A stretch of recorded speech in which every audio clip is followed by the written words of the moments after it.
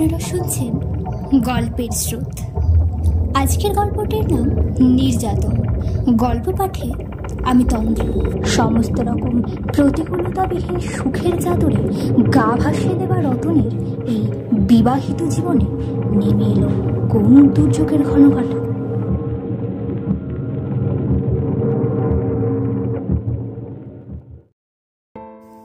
বাপ মা মরা অনাথ একাকিনী সবজিওয়ালিকে বিয়ে করাটা যে খুব ভুল সিদ্ধান্ত হয়নি তা এখন রতনের প্রতি মুহূর্তে মনে হচ্ছে।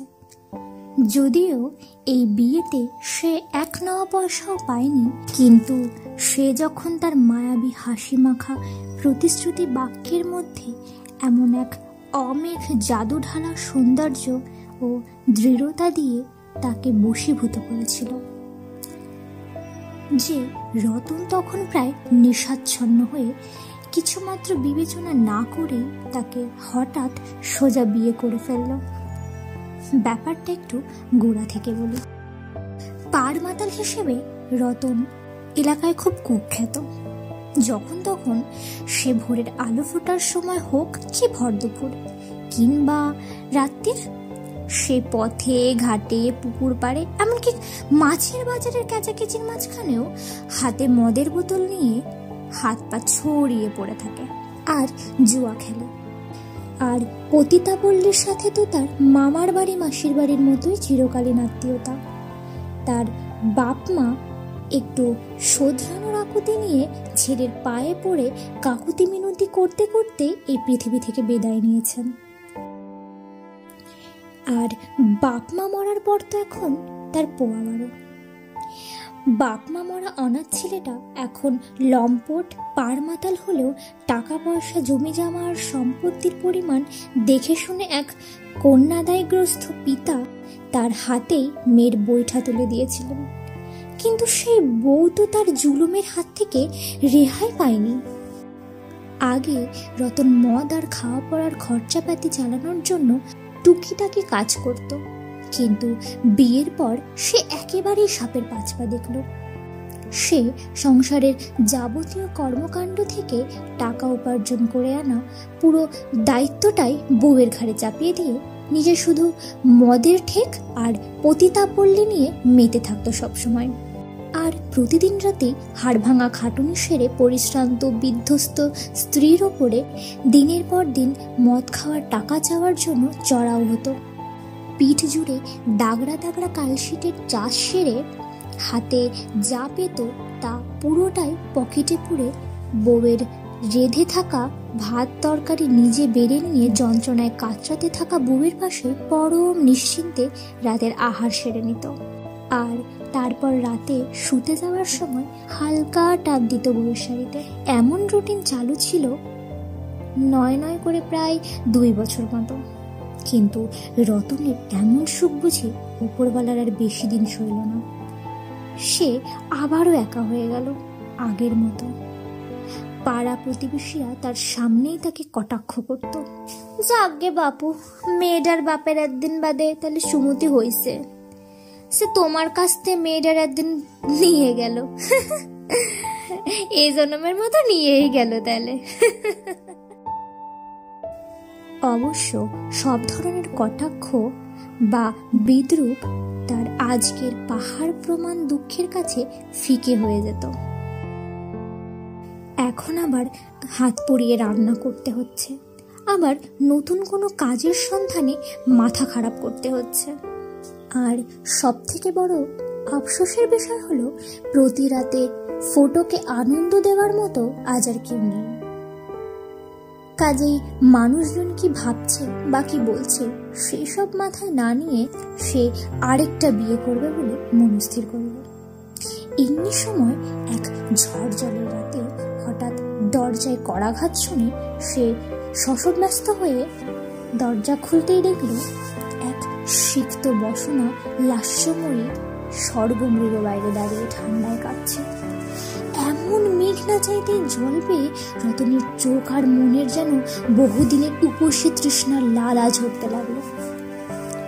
দরজার ওপারে নেশা ধরানো কামুক নারী কণ্ঠ সুমিষ্ট স্বরে বলল, বাবু, আজ রাত্রিটুকু আপনার ঘরে আশ্রয় দিলে বড় উপকার হয়। ঘর আমার প্রায় ঘন্টা 2 পথ দূরে। এই শিলাবৃষ্টিতে আর হাঁটতে পারছি না।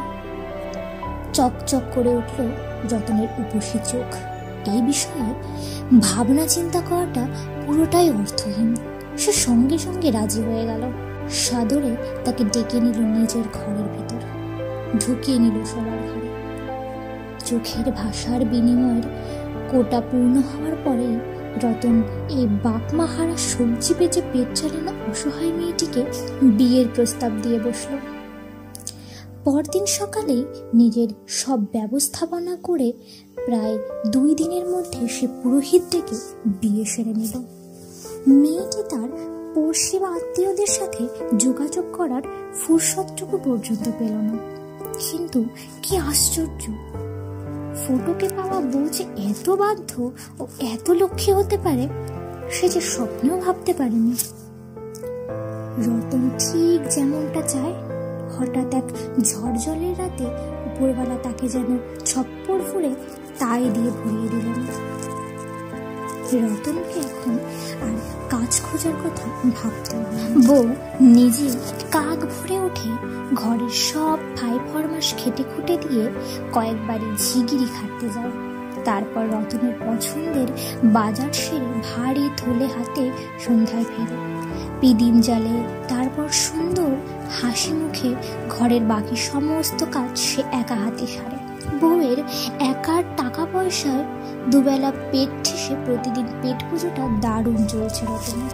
রতন যখন যেমন ইচ্ছে দুমদাম করে ঘর থেকে বেরিয়ে যাচ্ছে, ঘরে ঢুকছে মাঝে মতো। এই নিয়ে কোনো অসন্তোষ নেই। যখনই সে ঘরে ঢুকছে সঙ্গে সঙ্গেই পেয়ে যাচ্ছে পছন্দসই খাবার। এমনকি রাতে ফিরে বউয়ের কাছে প্রতিদিনের মদ খাওয়ার টাকা না চাইতেই বউ এসে ঠিক পরিমাণ টাকা তার 2 হাত টেনে ধরে তার হাতের তালুতে গুঁজে দিয়ে নিজের পিছন ঘুরে আঁচল সরিয়ে তার প্রহার নেওয়ার জন্য উন্মুক্ত করে দেয় নিজের নগ্ন পিঠ। ফুর্তি যখন এভাবে তার সামনে সীমাহীন প্রশ্রয়ের আত্মসমর্পণে ভিজিয়ে দেয় তার পাশবিক সত্তাকে, তখন সে ফুর্তির সেই উদ্দাম স্রোতের সাথে তাল বরাবর ঠিক রেখে কোমর থেকে খুলে নেয় বেল্ট। মারতে মারতে পরিশ্রান্ত হয়ে ঘেমে স্নান করে মাটিতে লুটিয়ে পড়ে। আর নীরা ততক্ষণ পর্যন্ত পিঠ পেতে দাঁড়িয়ে থাকে। ক্রমশ নীরার পিঠের তাজা তাজা ছাপ ও রক্ত কালশিটে যেন বিদ্রুপ করে, যেন ঘর ফাটিয়ে অট্টহাস্য করে বলে, কি এইটুকুতেই দম ফুরিয়ে গেল বুঝি? জবাব দেবার জন্য বেল্ট হাতে আবার উঠতে গিয়ে যখন আর পারে না, তখন নীরা ঘুরে দাঁড়ায়। রতনকে নিয়ে গিয়ে খাবারের জন্য পাতা আসনে বসায়। তারপর রান্না করা ভাত, মাছ, মাংস, তরি তরকারি নিজের হাতে বেড়ে দেয়। রতন নিশ্চুপে বসে বসে খাবারগুলো আঙুল চেটে চেটে গিলতে থাকে। তারপর হাত ধুয়ে আঁচিড়ে নিয়ে ঘরে চলে যায়। নীরা তখন এঁটো বাসন ধুয়ে মেজে পরিষ্কার করে নিয়ে চলে আসে শোবার ঘরে। বিছানার কাছে এসে সে খুলে ফেলে দেয় নিজের শাড়ি, সব অন্তর্বাস। তারপর নিজেকে এলোমেলোভাবে ঢুকিয়ে দেয় এক বিকৃত পাশবিকতার নগ্ন হায়ের ভিতরে। তারপর জ্বলতে থাকে, পুড়তে থাকে, ক্ষত বিক্ষত হতে থাকে প্রতি রাতে, কিন্তু নিঃশব্দে। দিনগুলো রতনের দারুণ কাটছে এখন। মেলা খুঁজে হ্যাপা পুড়িয়ে টাকা খরচ করেও বিয়ে করে এমন সুখ দুনিয়াতে যে কোনো পুরুষ মানুষই যে আজ অব্দি পায়নি, এ কথাটা সে বুক চিতিয়ে বলতে পারে। তবু মাঝে মাঝে সে অবাক হয়, একটা রক্ত মাংসের শরীর নামমাত্র 2টো খাবার পেটে দেয় কিনা দেয়, তার অর্ধেক দিনই কোনো ঠিক ঠিকানা থাকে না। রাতের শেষে কাক ডাকার সাথে সাথেই সেই মেশিন চালু হয়, আর তারপর সারাটা দিন বিনা বিরতিতে এই সৃষ্টি ছাড়া সংসারের জন্য অমানসিক খাটুনি খেটে সারাটা দিন পার করার পর সে কিভাবে প্রত্যেক দিন নিয়ম করে তার সামনে পিঠ পেতে কঠোর মতো দাঁড়িয়ে থাকে? আর দিনের শেষে কিভাবে বা তার এই বন্য নৃশংস উন্মাত্তার সামনে তার সবটুকু নগ্ন করে দিয়ে থুতুদানির মতো তার তলায় এসে অকাতরে এমন আত্মসমর্পণ করে?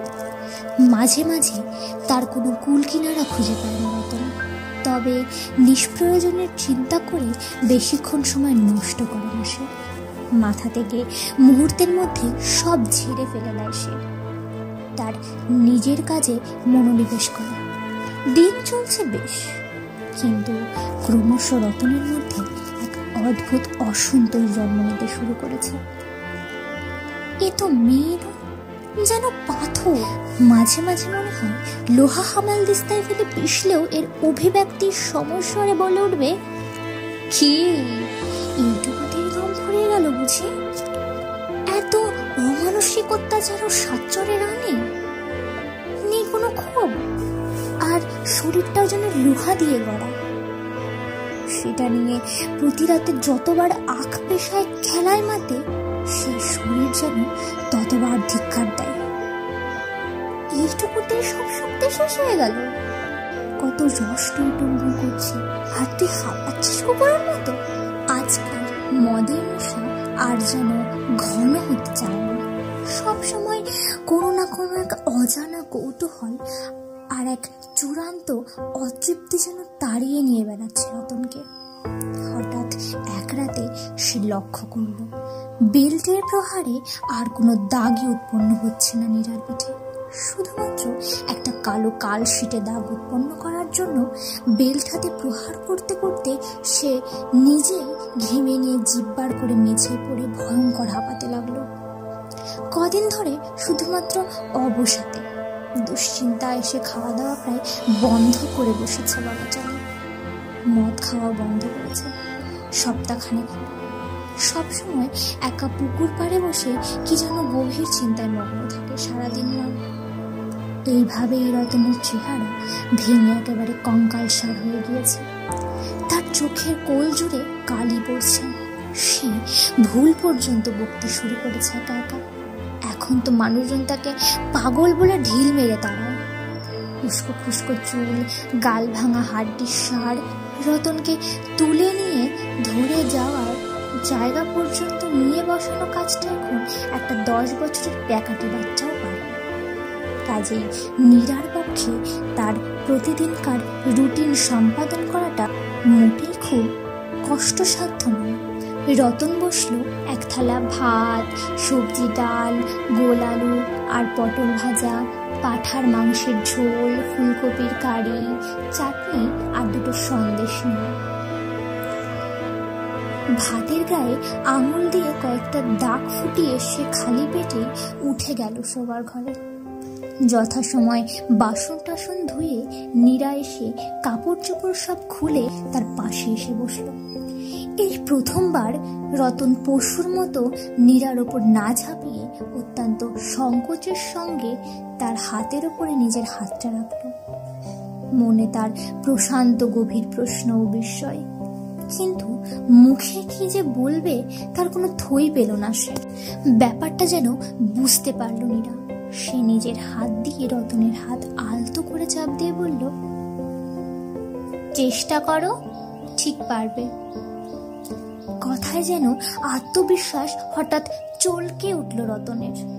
তার ভিতরে ঝিমিয়ে থাকা নেকড়েটা হঠাৎ তেড়ে ফুঁড়ে উঠল, যেন ধপ করে জ্বলে উঠল প্রদীপের নিম্নমান শিখা। সে তার ভগ্নপ্রায় কঙ্কালসার রুক্ষ শরীরে সে বন্য আদিমাতা যতটুকু সম্ভব জড়ো করে ঝাঁপিয়ে পড়ল উন্মুক্ত মাংসপিণ্ডের উপরে। কিন্তু ক্রমেই যেন তার শরীর এই মারাত্মক ধকলে কাহিল হয়ে বিরুৎলতার ন্যায় নুইয়ে পড়তে লাগলো। মনে হতে লাগলো শক্তি প্রয়োগ করতে করতে তার প্রাণটাই না বেরিয়ে যায়। হঠাৎ সে তার পৌষ্যত্বের এক অনিবার্জনীয় তীব্র গালি অনুভব করল। সে মনস্থির করে নিল, যা হবে হবে, এর শেষ দেখি তবেই ছাড়বে সে। রতন তার দুই হাতে ধারালো নখ দিয়ে সর্বশক্তি প্রয়োগ করে ফালা ফালা করতে গেল নীরার পিঠ। দাঁত দিয়ে খুবলে নিতে চাইল নীরার বুকের মাংস।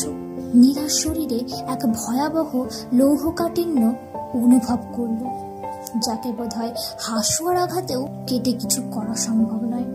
মরিয়া হয়ে উঠল রতন, তার রোগ চেপে গেছে। আজ সে সবকিছু শেষ দেখে ছাড়বে।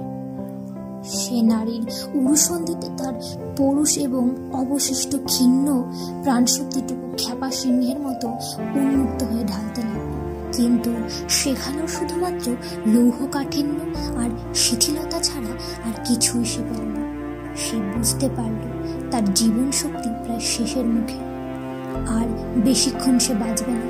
উত্তাল ঝড়ের মাঝ সমুদ্রে হাল ছেড়ে দেওয়া শান্ত নাবিকের মতো হাঁপাতে হাঁপাতে অস্পষ্ট স্বরে বলে উঠল, কে তুমি? রতনের মুখ হতে এই প্রশ্ন বারবার আসার সাথে সাথে যেন সারা ঘরের বাতাস কেঁপে উঠল নীরার পৈশাচিক বিদ্রুপাত্মক এক তীব্র অট্টহাসিতে। আমি রানী, তোমার প্রথম বউ। মনে পড়ে আমার কথা? বাপ আমায় তোমার ঘাড়ে গুছিয়ে দিয়ে আর কোনো খোঁজ নেয়নি। পিটিয়ে পিটিয়ে তুমি আমার লাশ পুঁতেছ এই ভিটেরি বাগানে। এই ঘর, এই সংসার ছেড়ে আমি কোথায় যাব বলো তো? আতঙ্কে বিস্ফোরিত হয়ে উঠল রতনের কঠোরগত চোখগুলি। কি যেন বলতে গিয়েও আর পারল না সে। বিস্ফারিত লাল চোখ মুখের ওই হাঁটি হঠাৎ হয়ে গেল জড় পদার্থের ন্যায় স্থির। রতনের নিজের পাপ নিজের রকম বুমরাং হয়ে এমন মোক্ষম ঘা দিল যে তার প্রাণ শক্তি যতটুকু অবশিষ্ট ছিল সেইটুকুও বেরিয়ে গেল। দুই হাত দুই পা ছড়িয়ে বিস্ফারিত চোখ, হা হয়ে থাকা আতঙ্কগ্রস্ত মুখ নিয়ে রতনের উল্লাঙ্গ দেহটি বিছানা জুড়ে বিকৃত কদাকার ভঙ্গিতে পড়ে রইল। আর তার দেহের তলা দিয়ে আস্তে আস্তে করে কালো ধোঁয়ার মতো বাতাসে মিশে যেতে থাকলো রানীর পার্থিব দেহখানি।